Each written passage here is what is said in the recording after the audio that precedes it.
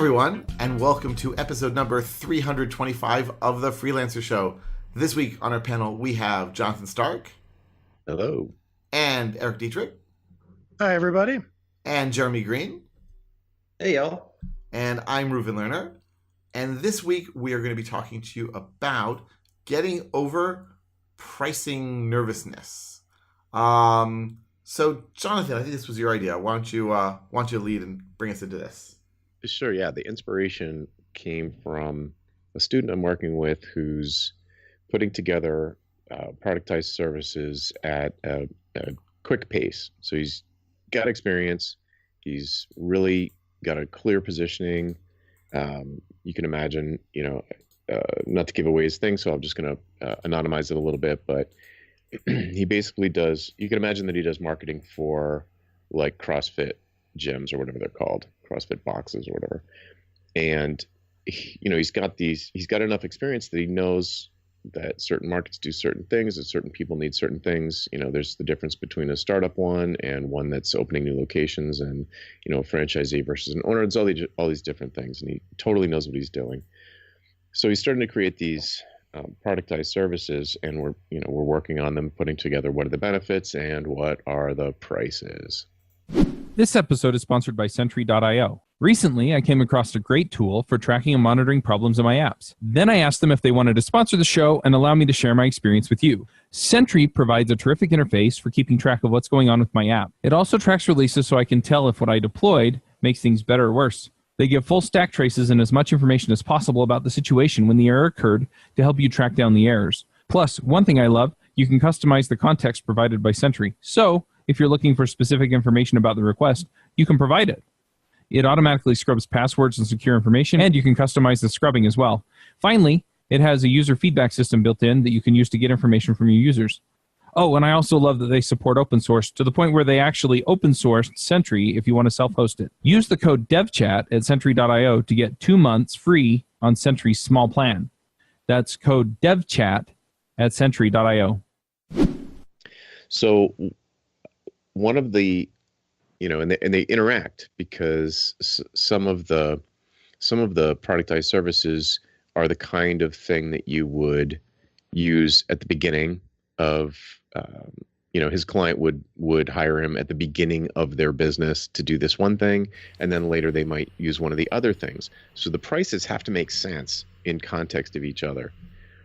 So this one that we're working on now is kind of like an initial offering. So like when he's never worked with someone before, someone in this situation would come to him and start off with a particular engagement, and it need for a variety of reasons. It needs to be more expensive than the follow-on thing because it's going to appear to the client like it's less work.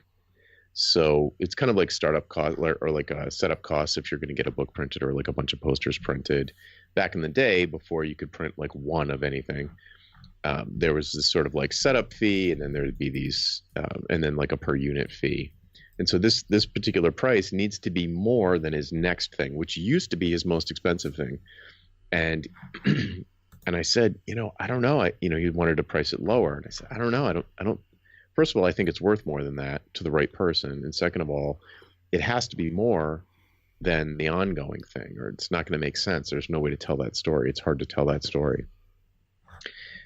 And he agreed with me rationally, and then he used the word nervous. He's like, but I'm nervous to do that. And I was like, nervous? What an interesting choice of word. Why would you be, why would someone be nervous about putting a particular price on your website? And, I was like, in my mind, I was like, well, is he afraid that he's not going to get any business at that price? Or is he afraid that someone's going to laugh at him at that price? Or like, why nervous? It just seemed like such a strange word. So thinking about that and working through that with him kind of was the impetus for this call. And I suppose I should add that I think productized services are a great thing for freelancers to do, but pricing them is a bit of a challenge because people aren't, used to saying like, here's my hourly rate. I'll work for you until you tell me to stop. And to create a productized service, which we've talked about in the past, involves you picking a price for a fixed scope service that you offer and publishing it, so that people can say, "Oh, this seems like a good fit for me. Let me talk to this person. I can see how much it is. I understand what's involved. Maybe I want to have a little bit of a conversation." But I have noticed, not just this situation, noticed in many situations that people have a tendency to price them on the low side. Like they don't feel very confident about the value that they're going to deliver, and this sort of irrational nerves kind of creep into this situation. So that's the kickoff. So did he ever answer that? Why the word nervous, or did that not come up? It did, and it wasn't any of the things that I thought. It was a little bit of some of the things I thought, but mainly it was that if the person did say no, then he would be locked into that price and wouldn't be able to recover the deal.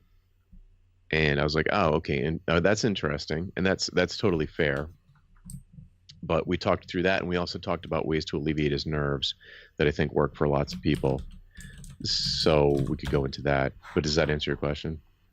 Oh, yeah, I was just kind of curious because I've had conversations like this with folks myself, and it seems, and kind of further in my rearview mirror experience this, and I feel like there are probably some folks out there that are nervous for the reason you touched on, which is not maybe being laughed at, but kind of being put in a position where you're asking for a price that you somehow can't justify. So somebody says, well, that's really expensive, and then you have nothing to say to that other than, oh, you're right, that's too expensive, or something. Yeah, like I'll do it for half.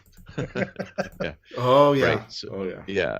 Yeah, and that did sort of come. I think the exact quote was, what if he shares this price with someone else? So like, what if prospective client shares this with an advisor, and the advisor says, "What a ripoff," So it was this perception that it's a ripoff. Basically, I think has a lot to do with it. Not maybe not in this case specifically, but in lots of cases where folks who are kind of heard this message that. Certainly myself and others kind of beat the drum all the time, like raise your prices, double your prices, charge more. And if there's not a sort of commensurate confidence that comes with it, that confidence that they can deliver positive ROI at these higher price points, then yeah, there's that like, I don't have an answer. When someone says that's ridiculous, how would you justify that? And there's no answer. Yeah, that potentially could be embarrassing, but even then it's like, well, I mean, really, you should have an answer for that question. Don't get me wrong. But I mean, it's not like a saber-toothed tiger. There's nothing to be nervous about. Yeah, I definitely agree with that, because I think it's the kind of thing I don't think necessarily even need to justify if you don't want, especially if you're a solo consultant. You could say, because I don't want to do it for less. Right. You don't need a justification. Look, oh, sorry. Yeah, go ahead. I was just gonna say. I mean, so I've been doing. I mean, I guess my training is certainly a productized consulting offering, and I've got a whole lot of now courses and books online as well. And look, you'll always get people asking you to lower your prices, right? And you'll get the occasional person who says, "How dare you charge X and Y and Z for your product? That's ridiculous. No one's gonna pay that." And they might be right. But they're probably not. And it's a lot of trial and error also. And I was also nervous about, well, what happens if I change my price, right? So let's say I start at, I don't know, $200 for something, and I see that no one's buying. And I've tried all sorts of marketing. I discover, you know what? Or I decide for whatever reason I'm going to lower the price, or I'll raise the price. People aren't going to notice it so much. No one's looking at your website every day and saying, ha, he increased his price by 50% or lowered by 50%. So you do have that freedom to experiment and try and see what the market will bear. And I don't want to say it's always going to be the case that you can charge a lot more, but you can charge more than you think. And especially when it comes to a productized offering, it's like a take it or leave it sort of situation where you've got something, they want it, they can have it for this price. They don't want it, okay. Or they don't want it for that price, that's okay too, right? No one negotiates with Amazon or with a supermarket. Right. Yeah. It's like, it's not a It's not a question of fairness or like Eric said, you don't need to justify it. I would like it if people had an answer to the question, because I know that will actually help them deliver the ROI. If they know the answer, without knowing the answer, it's kind of hard to imagine that it's credible or that they actually can do it, because someone who knows that they can do it would have an answer for this if they thought about it for a few minutes. It's like, well, how can I make the case for this price, whatever, $50,000. How can I make the case for $50,000 for this productized service? And it's like, well, tell me. And if the answer is, well, geez, if I can increase the number of people who sign up to this gym by, I don't know, by 10 people, it would pay for itself in 6 months. Well, do you think you can increase the number of people by 10 in 6 months? Like, absolutely, and they look at the particular gym like, yeah, their marketing is terrible. I can definitely do that. It would be an embarrassment if I couldn't do it. I'm like, all right, we'll offer them a guarantee. If you increase it by 10 people, you make your money back. And if you don't, I'll give you your money back. Either way, everybody wins, because even if you learn that you're wrong, that's still a win. I know people get like panicky about guarantees, but it's a great way. If you're nervous about, say, being laughed at or having to justify a price, it's a great answer to say something like, well, look, it's a no risk situation for you because, whatever, in the first 30 days, you can just get your money back. If it doesn't feel like it's working, well, just stop. I don't want to take your money if it's not working. And the offering a guarantee is a really quick way. It doesn't have to be 100% money back guarantee after a year of working with someone, but, some kind of guarantee, then it takes away a lot of that nervousness, because it gives you a net underneath this feeling of being on a tightrope. You're like, well, if I'm wrong and I'm actually, if I'm high on my own supply and I actually am not that good at what I do, which is, I think, where the confidence issue comes from, then you give them their money back, after a small amount of work where it becomes clear to both parties that the working relationship isn't kicking in properly. But I think most of the time, for people who do have some experience and have done client work before and know their craft, at least, like they know how to write code or they know how to use Photoshop, and they understand what they're trying to achieve with the engagement, which is going to be the case with a productized service, then a few weeks in, the butterflies are going to be gone. You're going to be like, oh, I'm crushing. Like, I know exactly what to do here. This is not, I don't know what I was nervous about. So it kind of gets you over the hump. I guess when I put up my first online ebook, I mentioned that there was a money back guarantee. And I think I even said something like within 60 days or so, something like that. And there were a very, very, very small number of people who asked for refunds, but it was really like 2, 3, something like that. Yeah. And then I bought an online course that I didn't use at all. Like, I bought it 6 months later, 8 months later. I was like, you know what? I bought this. I'm not using it. I don't need it. So I asked them for a refund. And they said, sorry, we only do refunds within the first 30 days. And I went back and forth and back and forth. I was like, look, I didn't use it. You can check your logs. And I was so ticked off with them that I made sure now that on my site it says, money back guarantee, 100%, forever. You're reasonable. I'm reasonable. Just ask. And you know what? It's still a handful of people. and so basically I can feel good about it. People feel confident buying. And I've said exactly what Jonathan just said. But people have said, what if it's not for me? So I say, so then I'll refund your money, or I can switch you to a cheaper one or something. Yeah. I do kind of wonder if part of the nerves, especially if you're new to offering something at a flat rate or to value pricing or a productized service, if there's this maybe idea that creeps in where you've been in the wage world, and in that world, your salary is kind of, so salary / hourly rate is heavily tied in with the idea of your merit.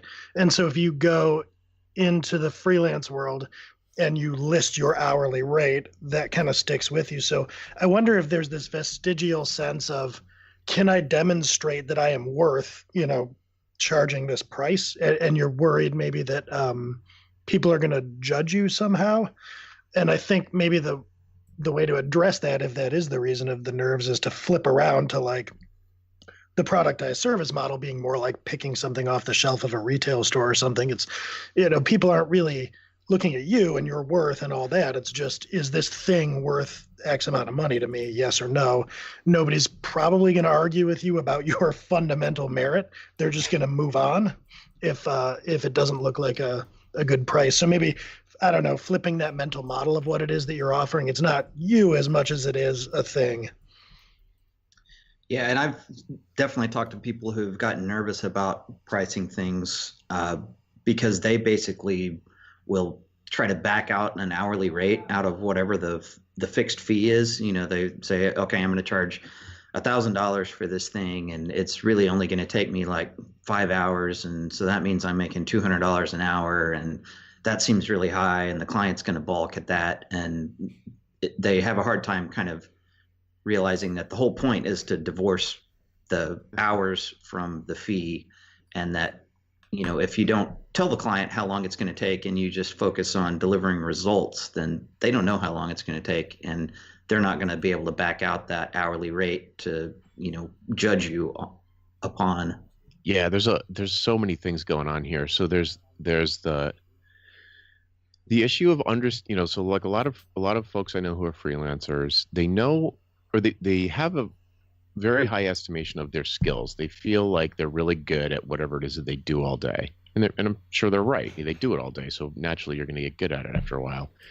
But there's a complete disconnect between that and the value that clients get out of the application of those skills. So they know what activities they undertake all day, and they have a sense of mastery and confidence about that, but they have almost no, if any, idea about why it's valued by the client. There's a massive disconnect there. So the idea of divorce, you know, it's like you guys both said, like the idea of divorcing those two things and taking the time out of it and thinking about the results is just alien. It's like an alien concept, because people are just so used to getting paid a salary or an hourly rate where it doesn't need to be revealed to them what the sort of master plan is. You know, the person who's paying has some master plan. They're not giving you money for fun. They know what it's worth to them, but they just never share it, which is why I talk about having a why conversation in a sales interview, because you need to find that out. Otherwise you have nothing to price. So, you know, that is a gigantic mind shift for sure. But putting together a productized service where you're not technically value pricing the thing, you're not having a sales conversation with each potential client, and you're not presenting a custom proposal for each potential client. You kind of come up with a generic proposal for this thing, this relatively fixed scope service you're going to provide, and you put a price on it. And a lot of times, there's a different kind of nerves. A lot of times, folks who are used to trading time for money, they get nervous about putting a fixed price on something because whenever they've done that, or even thinking about doing that, they intuitively know that the price is going to be too low, and they're going to feel like they lost money, or they got killed on it, or they would have made more by the hour if they just billed hourly for it. So my advice to them is like, okay, that's because you're setting your price too low. That's a different kind of nerves than I meant to talk about. That's just like fear of putting yourself out of business. But if I say to that person, okay, now add a 0 to the end of that number, and right now all of a sudden you're not nervous about getting by or making profit or feeling like you're making a good effective hourly rate. Now you're nervous about being perceived as some sort of charlatan, or never selling the thing and going out of business that way because you're not doing any work, you can't get any clients, or, you know, ridicule from, you know, people that are just like, where does this guy get off charging, you know, all of this money, you know, $50,000 for a WordPress website that I could make in a weekend. You know, and it is a pretty big mental shift. But this sort of episode, I think, kind of gets over, like, okay, let's assume that all of that's happened and you're creating a productized service and you're considering this high price, and then it's just like, oh no, I can't do it. I'm not worth it. You know, it's like Alan Weiss always says, the first sale is to yourself, and it's super true.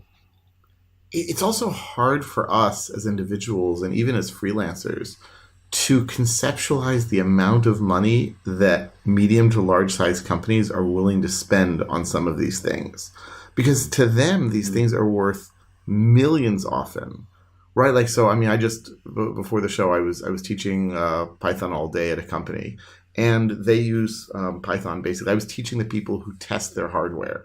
So you got to be sure that the the hardware that goes out there, that is their bread and butter. That's where they make all their money.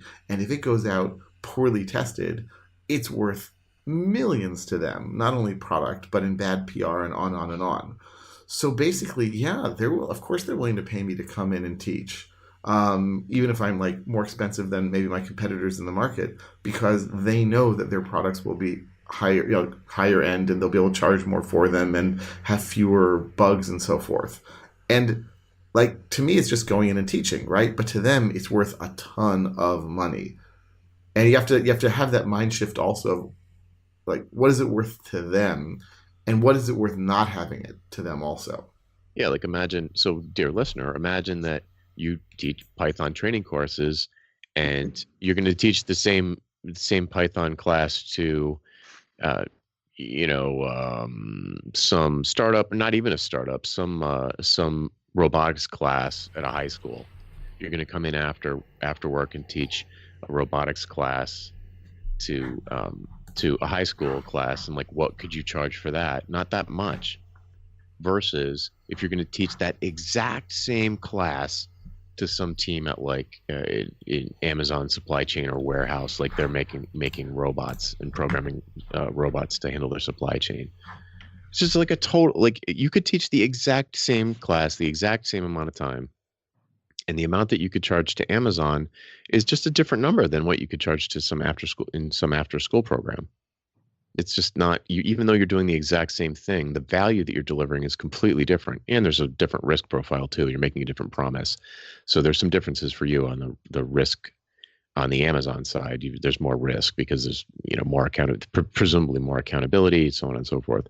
But it doesn't matter how long it takes you to do it. If you could plug your laptop into each one of the students, the back of their neck, and be like, I know Python now. Like, would they care that it only took you 10 minutes to go around the room and do that? No. I mean, they would be delighted, because then people are at work more, right? They're not taking their time for this course. In fact, like the client that I was at today, so now we've changed the course around so that I only go there for 3 days, and they get 1 day of videos.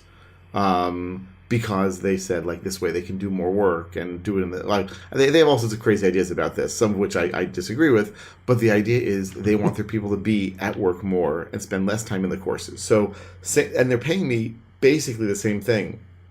I mean, they said, look, you're not going to be here, so we're going to pay you a little bit less, but it was really a trivial amount less. And that full day I'm basically paid for, and I don't have to be there. So, right, they don't care. At the bottom line, they don't care. Yeah, I've had to give training classes over the weekend because the company they just couldn't take 20 people out of their normal production workflow for 2 days in the middle of the week. So right. if you could deliver that information faster or more effectively in a shorter amount of time, it's worth more, if not, at least the same, if not more. I can also echo, so this idea of differentiated pricing, to the high school robotics class versus to, say, Amazon. I've encountered this sort of thing a lot in my own experience pricing things out. And what you will find, if you're out there listening and you're nervous about pricing, maybe you do in the beginning get a client or a prospect or two that reacts to you saying that's outrageous. I promise you, the exact same offering at some point will attract somebody who just snaps their fingers and says, done, give me the top tier option. Let's not talk about it. And then it will blow you away the first few times it happens. You'll do a dance in your office or something, but it will happen. That same thing that some people will argue about, there will be clients out there that don't blink at your price. 100%. It's all about finding I mean, I get it. It's like, oh, you're crazy. That works for you. Maybe that works for you because you're in the US or you're well known, or you've got a big mailing list, or, and I'm like, look, I didn't start out that way. I was born just like you, like all of that was built from scratch. Didn't like hit the lottery and end up with a mailing list. It was like, so it's a question of, again, this is assuming you know what you're doing. Like, assuming you're good, it's not your first year of freelancing, you're not just learning how to use Photoshop or like Xcode or something. Assuming you do know what you're doing and you've had some clients and they've hired you again, so you know that they're happy with your work. There's something going on there. You are delivering value. They are getting positive ROI. So a great thing to allay your nerves would be to ask them for a testimonial. And we talked about how to do that in the past, and we could probably link to it in the show notes if we've got articles about it. But ask for a testimonial. Say, oh, I'm redoing my website. I'd love to get your feedback on, that first project we did together. I recall that you mentioned it went great for you guys, but I'd love to hear it in your own words and that sort of thing. And even if they don't give you permission to publish it on your website, you're going to learn from that back and forth and from what they write about their perspective on what they bought. They didn't buy a bunch of lines of code from you. They didn't buy you standing in front of a podium for 3 hours. They bought some outcome that was very positive for them. And you can estimate the value of that once they articulate it. You could come out and ask them. They might blurt it out, but you can start to see that the bigger and bigger a company is, and the higher level the higher altitude that you're involved at. So if you're involved with a company that has 800 employees and you're working directly with the CMO, let's say, then early in a project, that's going to have a lot of downstream effects, and it's probably worth way more to them than you think. If you're used to thinking about I bill $100 an hour, that's just what I do, and that's the only fair way to do it because I'm worth $100 an hour. That's not true. You're not worth $100 an hour to everyone. This client has demonstrated that you're worth that over time, that you're delivering more results, and they believe it. But being able to get it in their words, you start to think more like a business person and less like a craftsperson, let's say, or someone who just cranks out code or videos or whatever it is that you make. And you start to see this particular client, Amazon is using this to decrease robot downtime in their DCs all over the world. That's an outcome that you helped deliver versus the high school robotics class where you do basically the same thing, same amount of time, and the outcome is that these kids maybe will go on to a career in robotics someday. It's very hazy and tough to tie your intervention with some future outcome. With Amazon though, it's the thing I'm trying to get at is that old cliche of price the client, not the job. It's what that means is price the outcome, price the benefit of price the size of the problem that you're solving, not the amount of labor it's going to take you to solve the problem. And that feels really weird to people because they're yeah, but it's still going to just take me 100 hours. It take me 100 hours, so I should just charge 100 hours times $100. It's well, you can do that, but if you give a fixed price, you can give bigger and bigger and bigger fixed prices as you get bigger and bigger and bigger clients. And as you deliver more and more results, and you put those results in your marketing, you say, look, results, not I'm a nice guy or I'm a nice gal, but here are some results that this client credits me with. That is going to attract more and bigger clients over time. And you can just keep raising your prices because the value you're delivering keeps getting higher. All right, end soapbox. Sorry.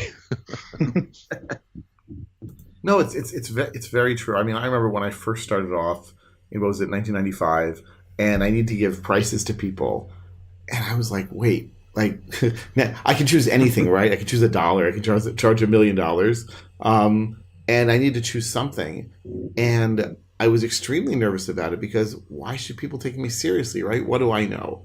And over time, I've come to realize, yeah, actually, I can help them with these things. And I'm confident about it. But those first few times were nerve-wracking, no doubt about it. But you're probably not this is not the first time that you're trying to solve problems of a certain type, and so by definition, you know more than people who have never done it before, and that's who your clients are probably, right? They're people who don't know how to do what you're doing, especially if it comes to software, right? To them, it's magic. The analogy I always use is with a car, right? I don't know exactly how a car works. In fact, I don't know at all how a car works.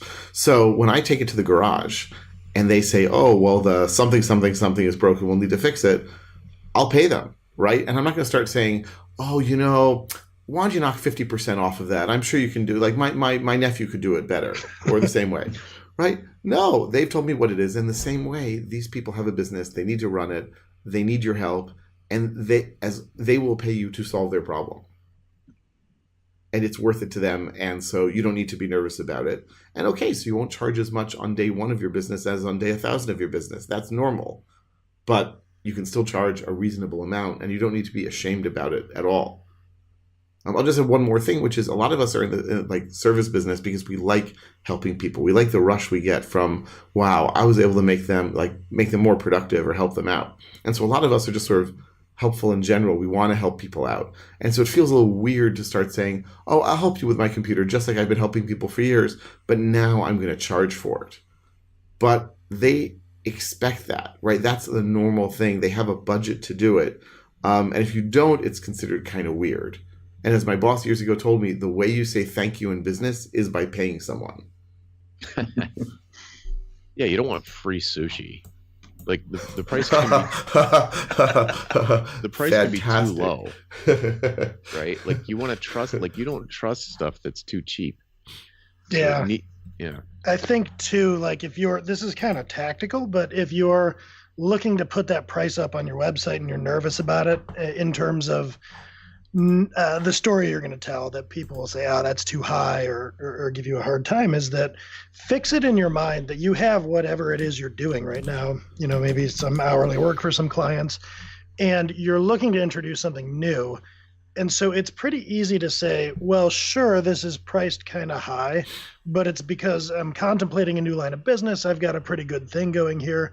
It needs to be able to sell for a high rate in order for me to justify pivoting my business this way. If you just fix a narrative like that in the back of your mind, even if you never actually say it to anyone, you're going to approach these things with a lot more confidence because you have a justification. Like, it needs to sell for a good rate in order for me to kind of alter how I'm doing business. So I'm throwing it out there at that rate. And I think you'd be surprised how just having an explanation like that, even if you don't use it, changes the way you approach things. At least that was my experience at times. Yeah, that can help. I do find that because it's true. It's like if it's not going to, I mean, if you're basically making less money from creating this new thing, that's not a good idea. So it needs to be more. And the thing that's risk is the thing that is, with a fixed price, risk is the X factor, where it's like you're not just doing the same stuff you've always done, even if it was exactly the same thing, you're just pricing it different. You're taking on all this risk, so it's an insurance policy that the client is buying. Like, we want this price to be this price, like, period. All right, that means that you have to take the risk that they used to take. So of course it should be more, but that's not even. It's sort of just another reason to raise your price. Like, it's not the same thing. Like, working by the hour is a different risk profile than doing the exact same activities on a fixed price, which I think anybody feels intuitively, because that's why most people don't want to switch to fixed prices, because they're afraid of the risk, because they don't attach enough of a premium to it. Yeah, that actually reminds me of something interesting too, which is like, if you're doing work at an hourly rate, I guess you would maybe call that cost plus. I mean, maybe it's just kind of cost. It's just cost, yeah. But if you start fixed pricing things, now there's a cost model that's opaque to your clients, or at least theoretically there is. And then the more you do it, the more there probably will be. You're building up intellectual property, you're taking on risk. And the clients won't necessarily know what your cost structure is, nor will they probably care, nor should they know. That's your business. You have a price, and then you've got a way to justify things when you're talking to people by saying, look, I've got to earn a certain level of margin on this, so on and so forth. Like, you start to be able to tell that story, but you also start to be able to understand more from a business perspective what it costs you to deliver things, and where your pricing needs to be. In addition to the more you do it, the more you'll understand the value that your clients are realizing there. Yeah, and over time, what will end up happening is that as you get more and more credible and more people trust you because you have more results and testimonials and word of mouth, that the prices that you can justify and get and deliver positive ROI on are so far above like your profit margin that it's comical to do something like track your hours or something like that. It's just like you do the division, it's like $2,000 an hour. Like it doesn't even make sense to do, So it's like but it isn't. I mean, the whole point of the episode though is a major hurdle to get over, to think that, like if your brain starts to say, but I'm not worth that much per hour, you have to realize that is a nonsensical thought. That is an irrational thought. You're not worth anything per hour. No one wants your hour, or I should say, not everyone wants your hour for the same way. It's like I don't know. It's like a luxury watch. Like we might say, like, oh, $111,000 for that new Panerai. That's ridiculous. But they're gonna sell out. Like someone wants it, and you can sit there and judge them and think that they should have spent their money in a different way that was better for the world or whatever. But it is worth it to someone because, either they're buying something different than, they are actually buying something different than you perceive. They're buying something completely different than what you perceive when you see that. You're like, well, you can get a Timex for $9. I'd just do that. Okay, well, you're a different person. So different clients are going to pay different clients are going to see the same price and think it's totally reasonable or it's totally ridiculous.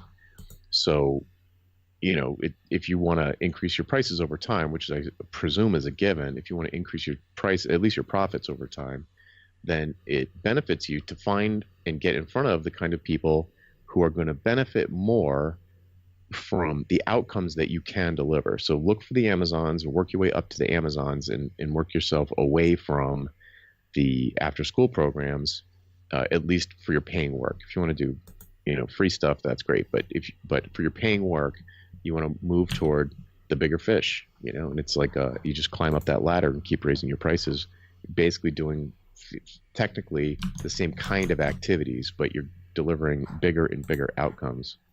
My superpower, killing the conversation. So what happens if, like, you're nervous about giving a price and you go to a client and you give that price and the client's like, no, I won't pay that. I mean, I know we mentioned a little bit before that we can say, well, right, that's what I want to charge. But I mean, to a certain degree, I guess it depends on how desperate you are for the work. Although the moment that you fold a little bit, you're going to fold a lot, is my experience. You create a bad client if you fold. Yeah. I mean, like I had a client a few months ago where they said, well, we're not going to need such and such courses this month unless you're willing to charge us 50%. And I was like, and I thought to myself, okay, this is a client I do a lot of courses for. The moment that I agree to that, my price has now gone down to 50% of what it was. Permanently. Right. And this is after I raised my... Yeah, they will be forced. It's incumbent on them now forever and ever to ask you for a discount every single time. Because if you give it to them once, they have to do it again. Right. So I said no. I've got other clients who want those days. And then I didn't, but I still feel better. I mean, now again, I have the luxury of being able to do that because I have enough other work coming in. If I didn't, I'd probably find some way to negotiate. Although you can usually find a way to negotiate on scope as well as on money, so that they sort of go hand in hand. So that you're not just saying, "Oh, I'll do the same thing for half the price." In that particular instance, I would do something like I would be open. I mean, I'm too lazy to engage in that. I would just be like, okay, I'm not the right fit, and I can't make a business case for that. I can sell those days, so if you don't want them, that's fine. I get it.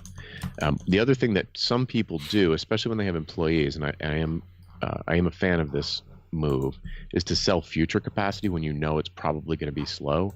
So you could say something in that particular situation like, well, I can't make a case for that for these days, but if you want to pre-book January 2020, then I'll give you that rate. Yeah, I mean, in my particular case with this client, they would have been happy to do that because they do book. A lot of these big companies are happy to book a year in advance, and I already do. So, but I can see. I mean, right, the idea of knowing when your slow periods are, that's a very smart idea because you know it'll be hard to sell around then. Yeah, I think it's mostly important if you have employees because the payroll comes every month no matter what. So if you know you're going to be slow over the holidays and you can pre-sell that what you know is going to be wasted capacity, then I can make an argument for that, but I don't personally do it. So another thing that comes to mind for me in that situation is typically if I'm creating a fixed price offering and I'm going to be having conversations with prospects, I might either create explicitly or have in mind some kind of subset of that offering. So if the offering's for $50,000 and the client comes back and says, I can't possibly do that, can you do it for half? You kind of trip yourself up a lot less in the negotiation if you say, well, I can't do this for half, but I do have an offering at the $25K price point with a subset of the services. That, in my experience, has tended to go better because a lot of times they'll want to engage you in some capacity or another, but they're coming up against some budget that they have. And in that case, you know, you can maybe work your way towards something that's within their budget. It's not everything they want, but you're not caving on price and you're giving them an avenue to work with you, even if your, you know, normal offering is out of their budget. Totally agree. That was my advice. That was one of the things I advised my student to do. Like, carve off this piece, this preliminary chunk, take the whole 6-month thing down to a week and charge 50% instead of 100%. I'll add one little anecdote, which is, I mean, I've been trying to break more and more into the U.S. training market, which is, quite frankly, much more lucrative, pays much more than the Israeli market. And so I had a potential client, and I told him I was going to charge. And, I mean, that fell through, but not for those reasons. In any event, he said to me at some point, you know, you should be charging a lot more. And then, right? Love and I'm thinking, wow, I'm already charging 3 times what I do in Israel. But again, his perspective of what was expensive and his perspective of what he can use his budget for and mine, as a client of mine once said, it's not his money, right? Like, so he doesn't feel the pain in spending it. And so this client was basically saying the same thing. It's not my money. I've got it. I can just give it to you, right? Like why are you not asking me for more of it? So that was a real wake-up call because I'd actually tried to give, and here's another lesson, dear listener, right? I tried to give a slightly lower price, not by a lot, but a slightly lower price than I would have because I was nervous about it. I said, well, I really want to break into this market.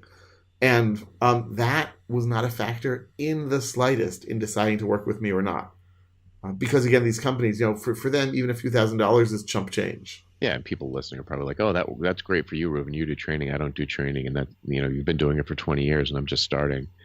But just to paint the picture, that's how you build it up. Like, do the credible work, get the results, put them on their website, be clear in your marketing, and over time, you'll be able to increase your pricing geometrically instead of linearly. So when you get to the point where you're like, man, for the past 3 years, I feel like I've maxed out my hourly rate. Every time I raise it, everybody freaks out. And I just feel like I'm working harder than ever and my expenses are outstripping my income. Like, that's when you know you need to leverage yourself. You need to disconnect your time from your money, and you need to start setting prices that are way higher than you would have charged, and land a few of those, gives you more breathing room, land a few more, gives you more breathing room, changes the way you talk to clients. You start to get better at that, thinking about outcomes instead of inputs, instead of the stuff that you're doing for them, seeing like what they're getting out of it. And it's this virtuous cycle where you can tell a better story, connect with bigger clients, charge higher prices, deliver more value. It just goes up and up and up. You know, another thing that just popped into my head too is if you, like, let's say you set a price on your website and it turns out to be too expensive, like the market just won't bear it. If you wind up if you lower that rate later or do something different, and you wind up talking to some of those same prospects in even like 3 months, it's pretty unlikely they're going to have a great idea of what your pricing structure was. So you'll have conversations where they're like, oh, okay, you're doing something a little different. Remind me what you were charging again. Whereas you may have this spotlight effect, like, I'm going to set this price, and if I talk to a prospect and it's too expensive for them, they're going to remember that forever and think that I'm gouging and all. Like, not really. It's just not that important to people. So you can always revisit your pricing, especially if you kind of rework a little bit what it is that you're offering. So you're not getting locked into anything, and you're not making any like irrevocable decisions. You're just setting a price for some offering and playing with the market. I mean, people pivot on their offerings all of the time. So I wouldn't get nervous about being locked into anything either.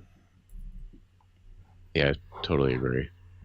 People are not paying as much attention to your website as you think they are. Absolutely. Any other thoughts, hints before we head into picks, guys? I don't have anything else off the top. Yeah, I'm good. All right. So, Jonathan, what you got for us this week? Quick pick. If people do ask, if your clients are asking for discounts, if that happens to you a lot, then I'll point you to my book, Learn Your Lines. It's not free, but it's cheap. And it's got a whole list of things. It's got 9 different ways that people ask that question. It's got answers for all of them. I know people like that book a lot. Another pick I'll do this week is The Gift of Fear, which is a book by Gavin de Becker. Apparently it's really famous and has changed a lot of people's lives. I'd never heard of it. His name cropped up recently in the whole Jeff Bezos scandal. And I was like, who's this guy? And man, I just listened to the audiobook. It is stellar. It's short but amazing, and it's just got great information about how would I describe it? It's like fear is like pain. It's just a signal. You need to recognize that it's a signal and not confuse it with worry or anxiety or any of those other things. And trust your intuition. It's really, really good on many levels, whether it's the explicit level of keeping yourself safe, like a female going to a parking garage at night. But I think there's a lot to learn from a business context about purchasing behavior and buying decisions and the perceived risk and fear associated with those. So highly recommend. Wow, sounds great. Erik, what you got? Let's see here. So my wife and I do the digital nomad thing, especially in the winter. We've done a couple of moves. And one of the things that I'm finding to be great for getting acclimated in a place and maybe getting an experience that you wouldn't normally is this Airbnb experiences thing. And I think it's newer. So anyway, if you go to the Airbnb website, I think most people know you can book houses, but they also have these experiences, which will be like various kinds of tours. And some of these are just like local entrepreneurs in their spare time. We did one in Austin, Texas, that was like a taco tour, which was really cool. So I'm going to throw a pick to this because if you're going to a city and you've got some spare time, it can be a really unconventional but rewarding way to get a local experience. So we've enjoyed that. The other pick I'll do is kind of one I've been doing off and on lately, which is if any of you out there are developers, DevOps, operations just in the IT world in general, and you want a side hustle writing blog posts, you can write for our content agency, hit subscribe. So I will post a link to the Write For Us page as well. And that's all I've got. Excellent. Jeremy, what you got? I'm going to recommend a free email course that I have that you can find at increaseyourconsultingfees.com. And it's about ways to deliver more value to your customers. And in some ways, just increasing the perceived value of the things that you already do so that you can then in turn charge more. Great. And my pick is something called ASCII Doc. So I am rewriting one of my books for publication with a large publisher. More on that to come soon. And basically, they said, well, we don't use markup. We use ASCII Doc. And I was like, oh, what is this thing? And it's different, but it's actually very clever and very interesting. And after a little bit of pain in getting it set up, I'm super impressed. And I'm thinking of using it for more writing that I do and marking stuff up. So it's not necessarily the most popular thing on the block, even if your block has many programmers. But definitely worth looking into and considering for anything that you're writing in a serious way. And I guess that is it. Thank you to everyone on our panel, and thank you out there for listening in podcast land.